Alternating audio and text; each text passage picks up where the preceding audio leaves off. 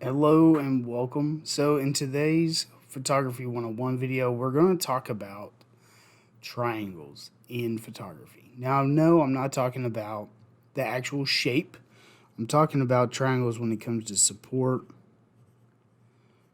scene, and exposure. And the kind of it could be called the rule of three. I'm just going to go with triangles. I think that is easier. So, the first one we're going to talk about are supports and holding the camera or using a tripod.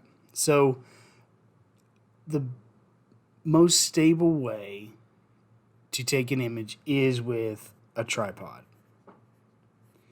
So you this is a very crude drawing, but you have a main pole and then you have three legs. Whoops. Oh my gosh, let's start over. You have a main pole and then you have three legs that the tripod stands on. So if you shorten one, oh, not delete. Let's just say if you shorten one, then you have to shorten the others or your tripod's going to fall over. That's not good. It's not good. Now, you can get away with just shortening one if the ground is uneven, and it may call for you to shorten one of your legs, but generally, if you shorten one, you're going to shorten the other two as well.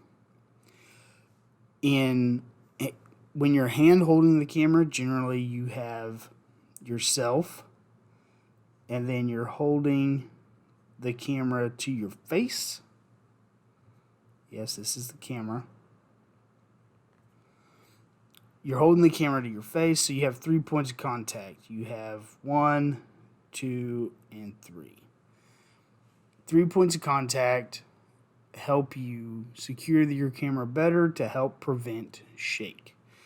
Now, you do also have monopods, which is just a single pole that your camera is attached to. This is kind of a 4-point support because you have yourself and you hold the camera and then you also put your head to the eyepiece. So you kind of have 4 points of contact because of the monopod and then your arms and your face. So it's kind of a 4-point, but it's still a support mechanism and it works. So the next thing we're going to talk about is we're going to talk about in the scene. And so in your scenes, you have foreground, subject, background. So in your foreground, you definitely want to be sure there's nothing blocking your subject. You want to make sure that there's nothing going to distract people from your image. Now, if you're shooting through something like using framing or something like that, that's different. But what I'm talking about is that straight branch or your finger covering the lens, stuff like that. And then you want to look at your subject. If you're shooting portraiture, generally you're looking for how their wrists are bent, stray hairs, the way they turn their body, anything like that that could be distracting, not flattering, stuff like, things like that. And then you're going to look at your background. You want to make sure there's not like a tree sticking out of somebody's head. You want to make sure that there's nothing distracting in the background. Things that could cause problems. So that's why in portraiture, more background blur, the better. So the more you can blur that background using a fast lens like an f2.8 or even faster 1.8, 1.2, something like that, generally the better.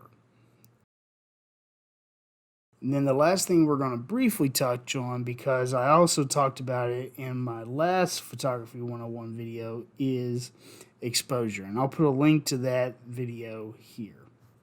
So you have, and I'm going to abbreviate here, so you have shutter speed, aperture, and ISO. So you have the three things they control is sensitivity, intensity, and time.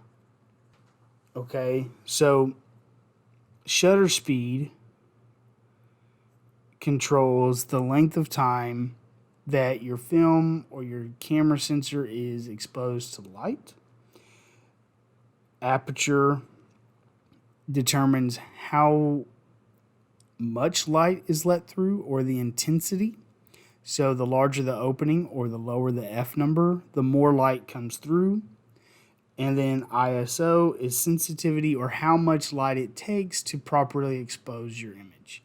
Okay, well, that's going to do it for today's video. Please remember to like, comment, and subscribe. All three of those things do help out the channel quite a bit.